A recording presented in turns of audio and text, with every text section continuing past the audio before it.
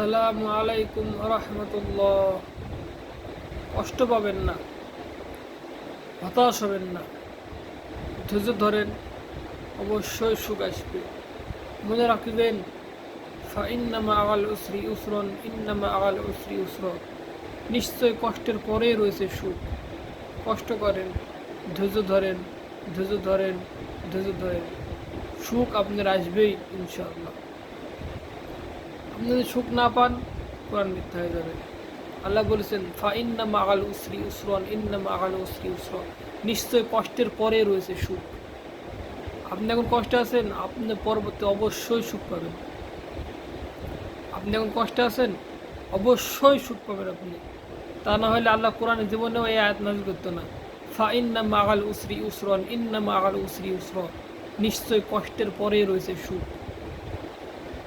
হতাশ হবেন না, ধৈর্য ধরে থাকেন, ধৈর্য ধরেন, ধৈর্য ধরেন। ধৈর্য এমন একটা সম্পদ যে সে আপনাকে কখনোই নিরাশ করবে না। ধৈর্য ধরেন, আপনি সুখ অবশ্যই পাবেন।